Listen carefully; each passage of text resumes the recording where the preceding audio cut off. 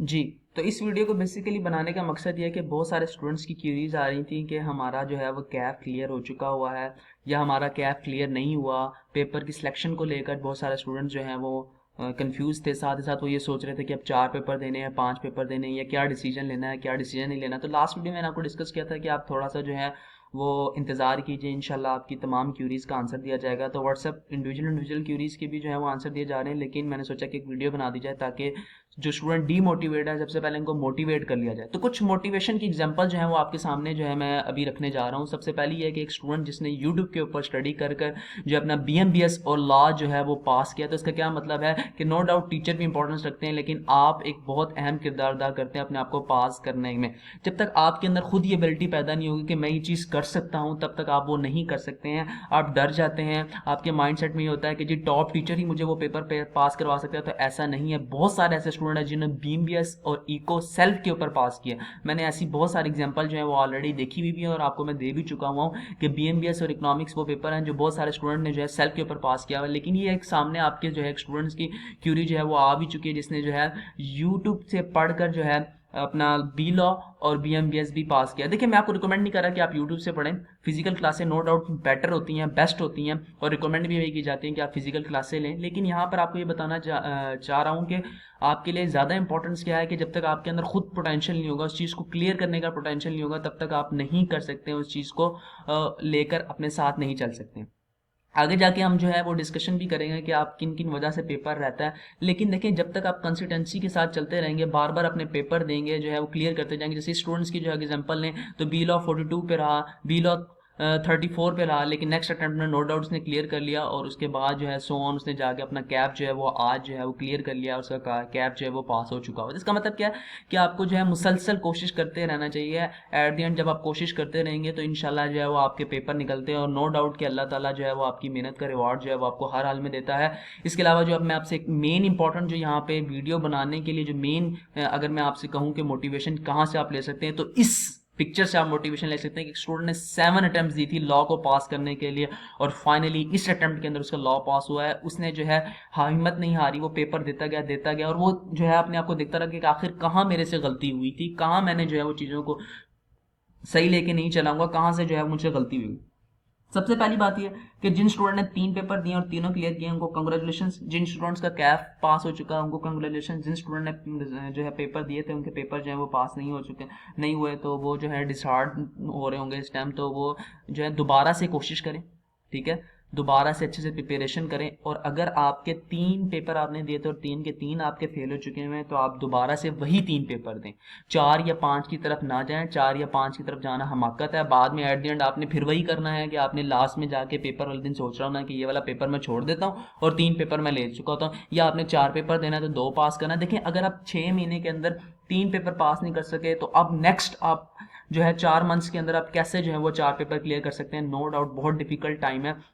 तो जो पेपर आपके पीछे रह चुके हैं उन्हीं पेपर को दोबारा है। अच्छा, एक और जो है वो सीनियर की तरफ से आता है कि ये जो पेपर आपके फेल हो चुके हैं वो आपके लिए दोबारा पढ़ना बहुत मुश्किल हो जाता है। देखिए जिस चीज़ को आपने पहले पढ़ लिया उस चीज़ को आप दोबारा जब पढ़ेंगे वो ज़्यादा अच्छे से पक्की होगी, तो दोबारा उसको लेने से कोई हर्ज नहीं है। इंसान जो है वो गिरता है और गिर के ही जो है वो चलना शुरू करता है। अगर आप देखें तो आपके सामने बहुत सारे एग्जाम्पल हैं, बहुत सारे ऐसे लोग हैं जो कि लेजेंड नहीं अल्ट्रा लेजेंड बने, लेकिन फेलियर को सीखने के बाद। देखिए सक्सेस तो हर इंसान को मिल जाती है। सक्सेसफुल इंसान जो है वो सक्सेसफुल जब जिंदगी में रहता है, तो जब वो फेलियर को देखता ही नहीं है, उसको पता ही नहीं होता कि ये चोट मुझे लगी कैसे है, तो तब तक उसको समझ ही नहीं आती। जिन लोगों को चोट लगी होती है उनको पता होता है कि यहाँ यहाँ पे हमने गलतियां किया, और आगे जाके वही सक्सेसफुल इंसान जो है वो बनते हैं। तो ये कोई बड़ी बात नहीं है। बहुत सारे आपके सामने ऐसे जो है वो एग्जांपल आ चुके होंगे जिन्होंने जो है 10-10 अटेम्प्ट के अंदर भी जो है वो इंटर किया होगा, लेकिन आज जो है वो जब सीए क्वालिफाई हो जाते हैं तो उनसे कोई भी नहीं पूछता कि आपकी कितनी अटेम्प्ट्स हैं, और अल्हम्दुलिल्लाह वो अच्छी अर्निंग जो है वो कर रहे हैं। बात अर्निंग की नहीं है, बात जो है वो सिर्फ ये है कि अगर आप अपने प्रोफेशन के साथ जो है सिंसियर हैं और अगर आप वाकई ही सीए करना चाहते हैं, तो फिर आपको जो है कुछ चीज़ों को छोड़ना पड़ेगा और कुछ चीज़ों को अडॉप्ट करना पड़ेगा। अगर आप इसी सिचुएशन के साथ चलते रहेंगे, नहीं जी मेरे 3 रह गए हैं अब मैं 4 ले लूँ, क्योंकि जज्बाती फैसला है, कुछ अरसे बाद जाके आपको इसका एहसास होना है कि ये फैसला जो है मैंने गलत किया। अगर मैं आपसे डिस्कस करूं जो पेपर 5 लेने जा रहे हैं उनके अगर मैं डिस्कशन करूं, तो इस अटेम्प्ट में सिर्फ 2 बच्चे हैं जिन्होंने 5 पेपर क्लियर किए। इसका क्या मतलब है कि 5 लेना बहुत बड़ी हमाकत है। दूसरों की तरफ देखने से ज़्यादा बेहतर है कि आप अपनी तरफ देखें। अगर दूसरों का मुंह सुरख है तो इसका मतलब ये नहीं कि अपना मुंह भी सुरख कर लिया जाए। आपने जो है खुद अपने आप को देखना है, अपने पोटेंशियल को देखना है कि आप कितने पेपर दे सकते हैं और किस तरह जो है इन पेपर को लेकर जो है वो पास कर सकते हैं। अच्छा, जो मेन रीज़न फेलियर की अगर मैं आपसे डिस्कस करूँ वो ये आता है कि जी हमने बहुत तैयारी की, नो डाउट तैयारी की होती है, लेकिन आप 3 घंटे में वो आउटपुट नहीं दे सकते जो आई कैप आपसे रिक्वायर्ड करता है। आप वो आउटपुट नहीं दे पा रहे हो तो जो आई कैप आपसे रिक्वायर्ड करता है। तो पास होने के लिए प्रिपरेशन भी जरूरी है, पास होने के लिए परफॉर्मेंस भी जरूरी है। प्रिपरेशन तो आप 3 से 5 मंथ के अंदर जो है वो नो डाउट कर रहे होते हैं, लेकिन परफॉर्मेंस जो 3 घंटे की है वो आप नहीं दे पा रहे होते। आप ऐसा क्वेश्चन जो है सबसे पहले अटेम्प्ट कर लेते हैं जो कि आपको पैनिक कर देता है और बाद में वही जो है आपकी फेलियर की वजह बनती है। आप जो है वो डिसीजन मेकिंग सही नहीं करते, आप घर से सोच के गए होते हैं कि मैंने जी है सबसे पहले ये क्वेश्चन अटेम्प्ट करना है, और वो क्वेश्चन अगर पेपर के अंदर होता ही नहीं है तो वहीं पे आप कंफ्यूज हो जाते हैं। लेट्स सपोज अगर मैं आपसे डिस्कस करना चाहूँ इंट्रोडक्शन टू काउंटिंग की, चले हम एग्जांपल लेते हैं। अगर डे बुक्स आप सोच के गए कि जी डे बुक्स आनी है इस अटेम्प्ट में, लेकिन आप जैसे ही पेपर के अंदर गए डे बुक्स नहीं है तो आप पैनिक हो जाते हैं, क्योंकि आप घर से ही सोच के गए कि आपने सबसे पहले कौन सा क्वेश्चन करना है, सबसे पहले आपने डे बुक का क्वेश्चन करना है। तो माइंड मैपिंग आपने हरगिज नहीं करनी, ये एक बहुत बड़ी रीजन है फेलियर होने की, कि घर से आप सोच के गए होते हैं, जैसे आप जाते हैं आपके सामने पेपर कुछ और आ जाता है, आप 3 घंटे में जो बकाया आपने अच्छा पेपर परफॉर्म करना होता है वो आप करते ही नहीं। और सिलेक्टिव स्टडी आपको बिल्कुल रिकमेंड नहीं की जाती, आपने हरगिज जो है सिलेक्टिव स्टडी नहीं करनी सीए में। अच्छा, रिक्वायरमेंट जो है वो स्टूडेंट नहीं पढ़ते, रिक्वायरमेंट हरगिज नहीं पढ़ते हैं, सवाल को समझते नहीं है, बस सवाल के अंदर जो जो चीज़ें दी होती हैं उनको सोचते हैं कि ये कहाँ कहाँ पे यूज़ होनी है, उस हिसाब से सवाल करते हैं और सवाल करके आ जाते हैं। रिक्वायरमेंट्स जब तक आप नहीं पढ़ेंगे तब तक आप सवाल कैसे अटेम्प्ट कर सकते हैं। फिर क्या करते हैं, रिक्वायरमेंट्स पढ़ लेते हैं, उनकी कोशिश होती है बस जल्दी से सवाल पढ़ें और सवाल पढ़ते साथ ही जल्दी से जो है इसको कॉपी के ऊपर जो है इसका पेपर पे जो है इसका आउटपुट दें और फटाफट जो है इसको करें, क्योंकि सॉल्व करने के क्वेश्चन है, सोचने के जो है वो आपको नंबर नहीं मिलते हैं। ठीक है, आप सॉल्व करेंगे तभी आपको नंबर मिलेंगे। मेजॉरिटी ऑफ स्टूडेंट्स की जो है यही रीज़न है कि वो जो है उस तरफ नहीं जाते, वो सीधा ये सोचते हैं कि जी सॉल्व करके क्या सोच के क्या करना है, हम सीधा जाते हैं सॉल्व करते हैं और सॉल्व करके जो है क्वेश्चन को सॉल्व करके इसका जो है वो आंसर देते हैं और इसको जो है अपने पेपर के ऊपर जो है वो ड्रॉ करते हैं। ठीक है, नो डाउट कि नंबर जो है वो आपको लिखने के मिलने हैं, लेकिन जब तक आप उसको सोचेंगे नहीं कि सवाल के अंदर लिखना क्या है, इस सवाल को सॉल्व कैसे करना है, सवाल का आंसर कैसे लेना है, तब तक जो है वो आपके लिए उस सवाल को हल करना जो है मुश्किल हो जाएगा। इससे पहले कि आप जो है थोड़ा बहुत पढ़ कर सवाल को सॉल्व करना शुरू हो जाए, फिर थोड़ा बहुत पढ़ने आए, फिर थोड़ा बहुत पढ़ने आए, तो इस तरह मुश्किल हो जाएगी। जहां आपने उसको पहले, अगर उस सवाल को आप पहले इज्जत के साथ जो है वो 2 मिनट रीडिंग टाइम दे दें और बाद में आप सोच लें ठीक है जी मुझे ये रिक्वायरमेंट है, यहाँ पे रिक्वायरमेंट की ये चीज़ें पड़ी हुई हैं और आप उसको सॉल्व करना शुरू कर दें, तो ये ज़्यादा बेटर नहीं है कि इससे पहले कि आप एक दफ़ा थोड़ा सा सवाल पढ़े सॉल्व करें, फिर वापस आए, फिर थोड़ा सा सवाल पढ़े, एंड में आपको जाके पता चले ओहो ऊपर जो मैंने चीज़ की थी वो तो गलत है, उसका जो लाइन जो है वो यहाँ पे मौजूद है और यहाँ से वो सॉल्व करनी है। तो ये जो है वो आपके लिए बहुत डिफिकल्ट हो जाएगा इन चीज़ों को लेकर चलना। ठीक है, तो घर से आपने पहले दिन से आदत बनानी है कि आपने पहले रिक्वायरमेंट रीड करनी है, उसको अच्छे से सॉल्व करना है और कोशिश करनी है, हत्तल इम्कान आपने कोशिश करनी है कि आप पास पेपर के सोल्यूशन ना देखें, आप कोशिश करें कि आप बुक से जो है वो हेल्प लें, इस क्वेश्चन का पॉसिबल आंसर क्या हो सकता है। फिर जो है आप अपने नोट से जो है वो हेल्प लें, अपने टीए डिपार्टमेंट से हेल्प लें या अपने टीचर से हेल्प लें, जिससे भी आप हेल्प ले सकते हैं हेल्प लें, और उसके बाद जब आपको समझ आ जाए सवाल फिर आप जो है वो आंसर जो है आंसर की तरफ जाएं। मेजॉरिटी ऑफ रीजन क्या है कि हम सीधा जो है वो आंसर को पिक करते हैं और आंसर की तरफ जाते हैं और सोचते हैं कि जी आंसर हम याद कर लेंगे और ये हमारे साथ हो जाएगा और हम उन चीज़ों को लेकर चले जाते हैं। उसके अलावा अगर मैं एक और मेजर रीजन बात करूं तो आपका 12 साल का एक्सपीरियंस हो चुका होता है कि जी हमने जितने मेजॉरिटी ऑफ क्वेश्चन करेंगे उतना हमारा पेपर अच्छा होगा। तो यहाँ पे यही जो है मार्केट के अंदर ट्रेंड चल रहा है कि स्टूडेंट ज़्यादा से ज़्यादा क्वेश्चन करने की कोशिश करता है, लेकिन वो कॉन्सेप्ट को जो है वो पीछे धकेल देता है, जिसकी वजह से बहुत ज़्यादा प्रॉब्लम होती है। कॉन्सेप्ट को पीछे धकेल देता है, ज़्यादा क्वेश्चन करना जो है वो कोई बहुत बड़ी बहादुरी नहीं है। ठीक है, आप ज़्यादा क्वेश्चन कर लेंगे, लेकिन ज़्यादा क्वेश्चन करने की वजह से आपके नो डाउट कि आपके क्वेश्चन तो अटेम्प्ट हो जाएंगे, लेकिन आपके जो कह लूँ उसके मुताबिक जो आपके रिक्वायरमेंट चाहिए वो जो आपके कॉन्सेप्ट्स हैं वो क्लियर नहीं होंगे। आई के अपने एज इट इज क्वेश्चन तो नहीं दे देना, आपको एक दूसरा नया न्यू क्वेश्चन देना है, तो उसको आप तभी परफॉर्म कर सकेंगे जब आपके लिए जो है वो आप उसको अच्छे से समझ लेंगे। तो रिक्वायरमेंट ठीक है, घर में बैठ के आपने जो है वो अच्छे से देखनी है, पास पेपर के सॉल्यूशंस की तरफ नहीं जाना, पहले खुद सॉल्व करना है। और दूसरी अगर मैं आपके साथ जो है न्यूमेरिकल पेपर की बात करूं तो हर स्टेप का मार्क्स होता है, जो स्टेप आपको आता है ठीक है, जो स्टेप नहीं आता उसे छोड़ें और आगे जाएं, वहां पे अजम्पशन ले लें। अजम्पशन की हमें आदत नहीं होती क्योंकि कभी हमने अपनी आदत बिल्ड ही नहीं की होती, हम सीधा आगे जाते हैं। आप जहां पे भी अभी टेस्ट सेशन दे रहे होंगे या जहां भी आप कुछ कर रहे होंगे तो आप देखना न्यूमेरिकल पेपर में अगर आप अजम्पशन लेके भी आगे चले जाएंगे उस जगह पे उसको आगे जाके सॉल्व भी कर देंगे, एंड तक पूरा क्वेश्चन कंप्लीट भी कर देंगे, तो कहीं ना कहीं से जो जो आपकी बातें सही होंगी, जो जो पॉइंट्स आपके सही होंगे उनके आपको मार्क्स मिलेंगे। कॉस्ट में बहुत ज़्यादा चीज़ जो है वो ये चलती है कि लोग एजम्पशन नहीं देते हैं। ठीक है, अजम्पशन लेना सीखें। इसी तरह टेक्स्ट में जो चीज़ नहीं आती उधर वहाँ पे आप अजम्पशन लें और उसको सॉल्व कर दें। ठीक है, जब आप सॉल्व कर देंगे तो जो चीज़ें उसमें सही होंगी, जो आपने कैलकुलेशन या जो फार्मूला आपने सही लगाया होगा उसको आपको मार्क्स मिलेंगे। बार बार मैं आपको बता रहा हूँ कि काउंट करने के मार्क्स कभी भी नहीं मिलते हैं। जो हमारे जेहन में होता है कि जब हम इसको टोटल करके एंड में जो इसका टोटल बताना है उसके मार्क्स कभी भी आपको आईकैप नहीं देता, आपको स्टेप्स के मार्क्स देता है। तो स्टेप, और दूसरी चीज़ ये, जो चीज़ आपसे पूछी जाए थोरेटिकल में, जो चीज़ आपसे पूछी जाए आप उसी का आंसर दें, बकाया चीज़ों के आंसर ना दें। अगर आपसे law of diminishing marginal utility पूछ रहा है तो law of diminishing marginal utility दें, उसमें उसके अजम्पशन, उसके एडवांटेज, उसके डिसएडवांटेज ना दें।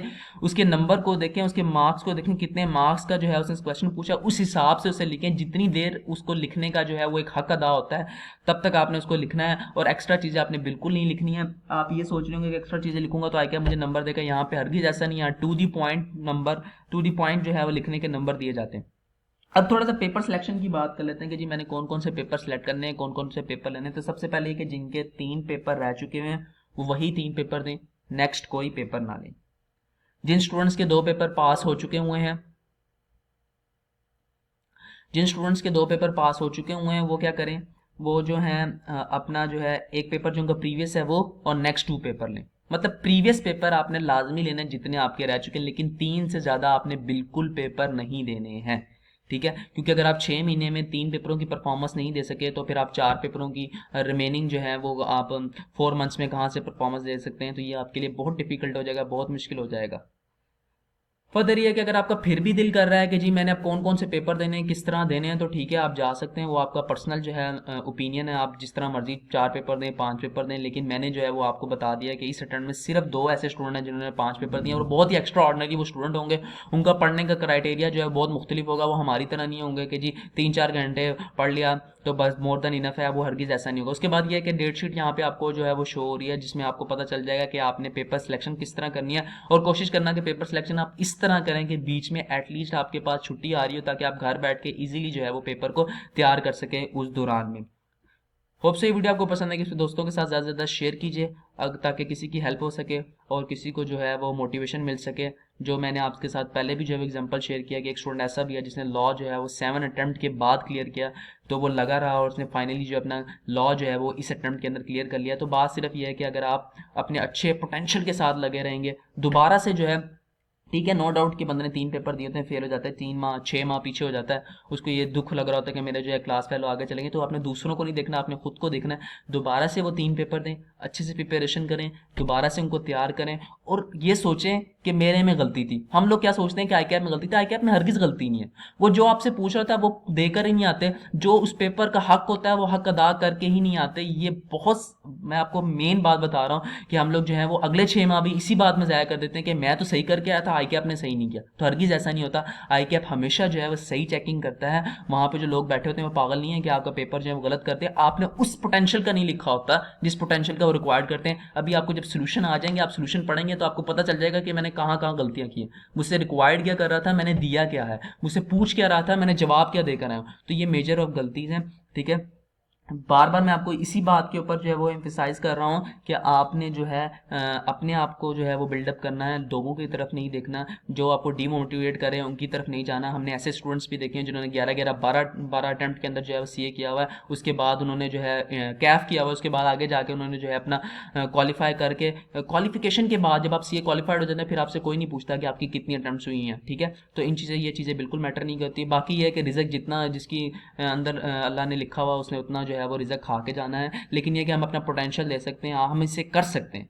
ठीक है, जब तक आपके अंदर ये एबिलिटी पैदा नहीं हो जाएगी कि मैं कर सकता हूँ, तब तक आप इसको नहीं कर सकते हैं। जब तक आप इसको ये सोचते रहेंगे कि सीनियर कह रही है मुश्किल है, फलां बंदा कह रहा है ये मुश्किल है, तब तक आपने डिसाइड होते जाना ना, आपने कोई प्रिपरेशन नहीं करनी, कोई तैयारी नहीं करनी। आपने सिर्फ यही सोचते रहना कि ये तो बहुत मुश्किल है, ये तो बहुत मुश्किल है, मैं इसको किस तरह करूँगा, मैं इसको कैसे मैनेज करूँगा, मैं इसको कैसे कवर करूँगा, मैं इसको कैसे लेके जाऊँगा। आपने जो चीज़ सोचनी है वो ये है कि आप कर सकते हैं और आप इस चीज़ को लाजमी तौर पर करेंगे। और ये नहीं है कि आप इसको छोड़ेंगे, आप इसको करके दिखाएंगे। इसके अलावा जो है वो रेफर टेस्ट जो है एससी लर्निंग की तरफ से स्टार्ट होने जा रहे हैं, जिसको आप जो है रेफर टेस्ट भी जो है वो आप दे सकते हैं, ताकि आपको पता चले कि आपकी प्रिपरेशन कैसी है। होप से वीडियो आपको पसंद आएगी, इससे ज़्यादा से ज़्यादा अपने दोस्तों के साथ शेयर कीजिए ताकि उनकी जितनी भी क्यूरीज हैं वो सॉल्व हो जाएं। अल्लाह हाफिज़।